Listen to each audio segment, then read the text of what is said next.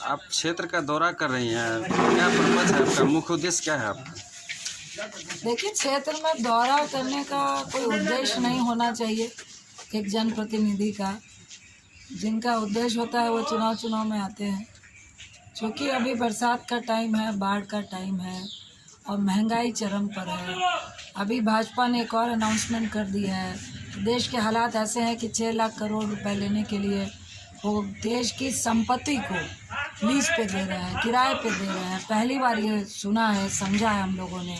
एक तरफ किसान की बदतर हालत है, दूसरी तरफ युवाओं को रोज़गार नहीं मिल रहा है। तो निश्चित तौर से क्षेत्र और ज़िले और ख़ासकर जो रूरल एरिया है वो ऐसी जगह होती है जहाँ से एक मुश्त सरकार को वोट मिलती है और लोग जीत कर प्रधानमंत्री बनते हैं। उनके जो हालात है सबसे बदतर है। तो निश्चित तौर से हम लोगों का ये निश्चित ये रहता है कि लोगों से मिलें, बात विचार करें, विमर्श करें। आखिर महंगाई से किसानों पे कितना असर पड़ रहा है, आम आवाम पे कितना असर पड़ रहा है, एक ग्रामीण युवा पे कितना असर पड़ रहा है, महंगाई का कितना असर पड़ रहा है। तो विचार विमर्श कर रहे हैं। और जिस तरह से आज मीडिया पे एक छत्र राज भाजपा वालों ने किया हुआ है और लोगों को सच्चाई से अवगत नहीं करवाना चाहते हैं, तो निश्चित तौर से अभी जो इन्होंने अनाउंसमेंट किया है तो हम लोग ये बताने आए हैं कि आश्चर्य नहीं होगा कि कल जिस घर में हम लोग बैठे हैं तो मोदी साहब आपका घर भी किराए पे चढ़ा दें और पता चले अडानी साहब आपके यहाँ से आकर किराया मांग रहे हैं। तो ये कोई आश्चर्य की बात नहीं होगी। तो जो देश के हालात है उसका विचार विमर्श करने के लिए लोगों के पास जाना और उनसे चर्चा करना महत्वपूर्ण है। उसी सिलसिले में हम लोग आए हैं। जनगणना पे आप क्या कह रहे हैं, जाति जनगणना जो चालू किया है? देखिए, चालू नहीं हुआ है, मांग रखी गई है जिसमें विपक्ष के साथ साथ नीतीश बाबू जो मुख्यमंत्री हैं वो भाजपा के साथी हैं, वो भी जाकर मोदी जी से गुहार लगा रहे हैं। एक तरफ आप उनके साथ में हैं, एक तरफ आप गुहार लगा रहे हैं। तो यहीं से नियत पे लगता है जैसे कि खोट है। अगर जातीय जनगणना आपको इतनी ही आवश्यक लगती है तो आप सत्ताधारियों के साथ हैं, सत्ता में उनके साथ हैं, आपकी भागीदारी है। तो आखिर क्या वजह है कि आप उनको मना नहीं पा रहे हैं? इसी तरह से बिहार को विशेष राज्य के दर्जे की भी बात थी। जब आप अलग थे तो विशेष राज्य के दर्जे की बात करती थी। जातीय जनगणना हर जात के लिए ज़रूरी है, बशर्ते कि राजनीतिक व्यक्तियों के नियत पे खोट ना हो। तो आप क्षेत्र भ्रमण कर रहे हैं, विकास में क्या स्थिति है? देखिए, आपको हमने बताया कि हम आप ही से पूछते हैं, आप अभी मोटरसाइकिल से आए हैं तो पेट्रोल कितना रुपए का भराए हैं और आपकी तनख्वाह कितनी है?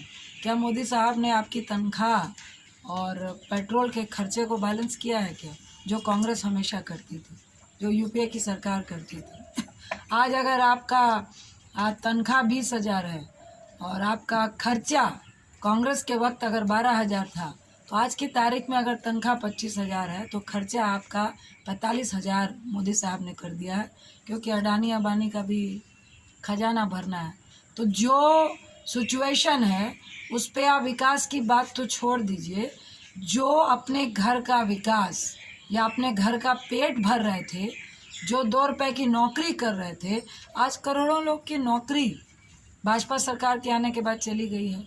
पहले नोटबंदी ने ली, फिर आपके कोरोना ने ली, फिर रही सही कसर आपके जीएसटी ने पूरी की, अब पूरी कसर आपके पेट्रोल और डीजल और किरासन तेल और रसोई गैस के दाम ने रख कर। मुझे लगता है ये कमर तोड़ने वाली भी बात नहीं है, ये तो लोगों को जान से मारने वाली बात है।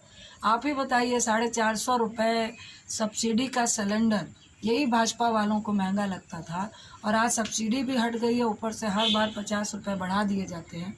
मुझे लगता है लगभग 950 रुपये, 1,000 रुपये गैस सिलेंडर का दाम है। कहाँ गई सब्सिडी, कहाँ गई उज्ज्वला योजना? और आज पेट्रोल डीजल 107 रुपये से 96 रुपये डीजल है।